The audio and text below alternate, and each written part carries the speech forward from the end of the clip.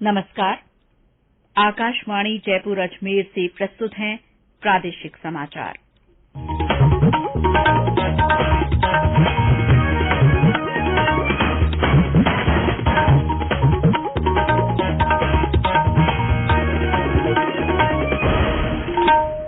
मुख्य समाचार। जीएसटी परिषद ने सभी राज्यों की अब तक लंबित जीएसटी क्षतिपूर्ति के पूरे भुगतान का फैसला किया।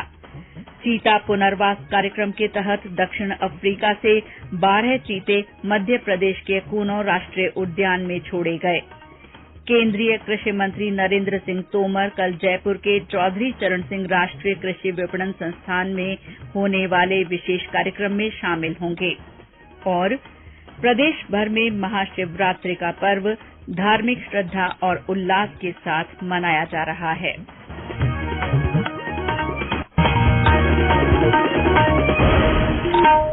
समाचारों के साथ मैं शीला चावला।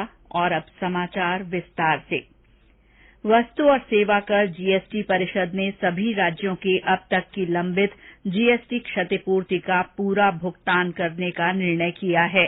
केंद्रीय वित्त मंत्री निर्मला सीतारमण ने आज नई दिल्ली में जीएसटी परिषद की 49वीं बैठक की अध्यक्षता करने के बाद कहा कि जून 2022 के लिए 16,982 करोड़ रुपए की लंबित जीएसटी क्षतिपूर्ति का भुगतान किया जाएगा।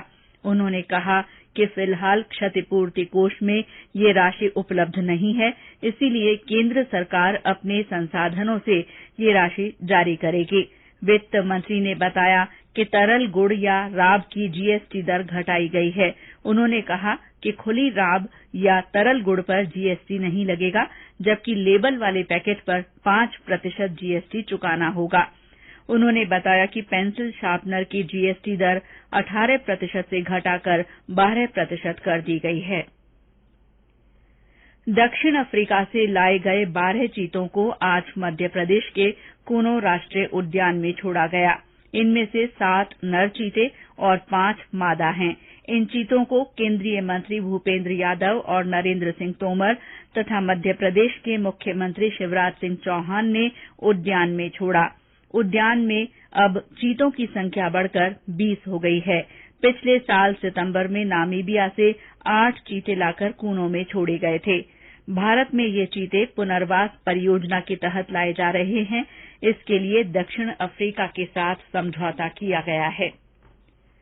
राष्ट्रीय अन्वेषण अभिकरण एनआईए ने popular front of India PFI साजिश मामले में आज राजस्थान में कई ठिकानों पर तलाशी ली। इनमें कोटा, सवाईमाधोपुर, भीलवाड़ा, बूंदी और जयपुर जिलों के 7 ठिकाने शामिल हैं। ये तलाशी आवासीय और कारोबारी दोनों तरह के परिसरों पर ली गई।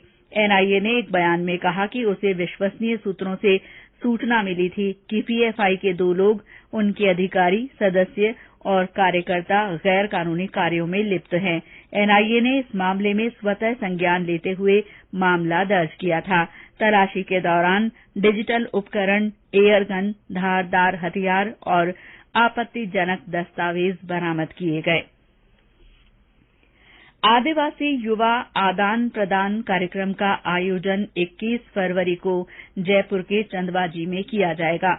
27 फरवरी तक चलने वाले इस आयोजन में विभिन्न राज्यों के 200 प्रतिभागी हिस्सा लेंगे। गृह और खेल मंत्रालय तथा राज्य नेहरू युवा केंद्र की ओर से होने वाले इस कार्यक्रम का उद्देश्य आदिवासी युवाओं को समृद्ध परंपरा और सांस्कृतिक विरासत के प्रति संवेदनशील बनाना है।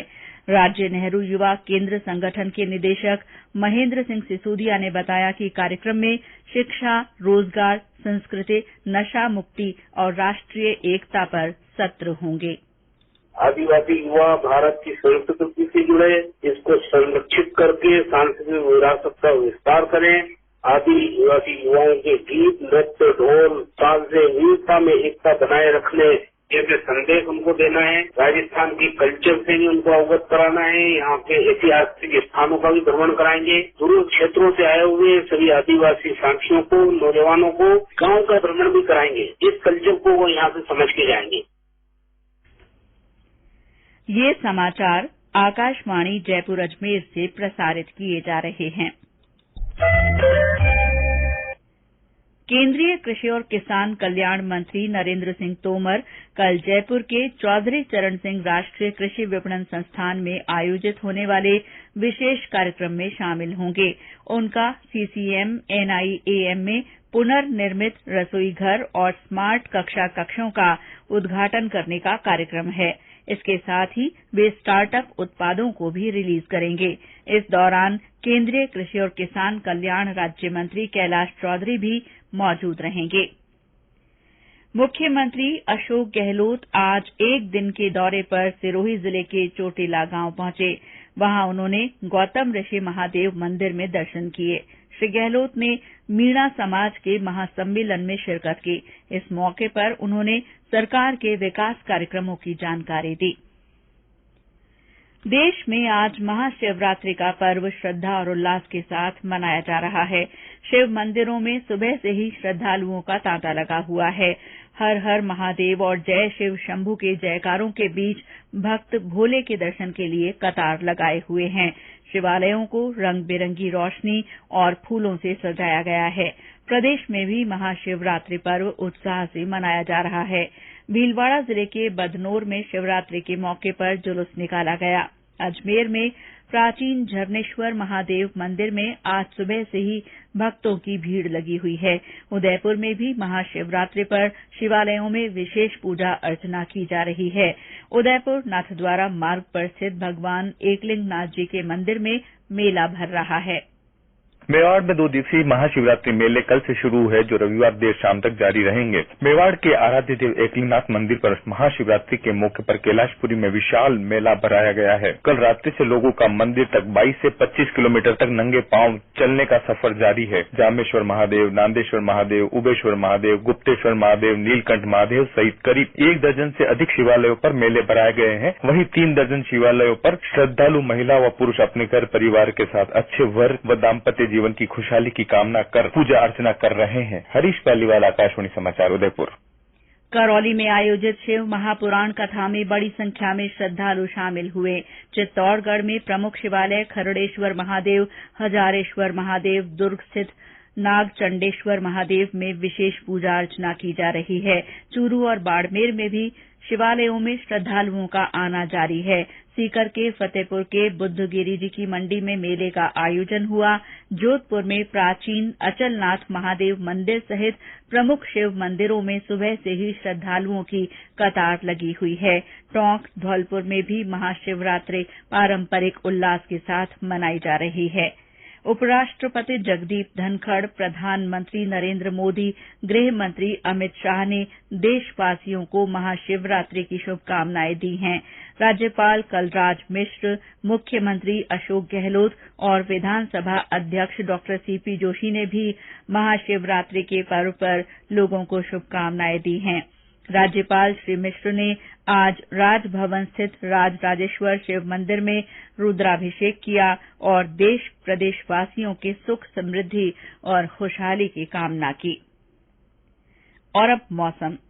प्रदेश में ज्यादातर स्थानों पर दिन और रात के तापमान में बढ़ोतरी होने से दिन में सर्दी का असर लगभग खत्म हो गया है। हालांकि सुबह शाम हल्की ठंड का असर बना हुआ है।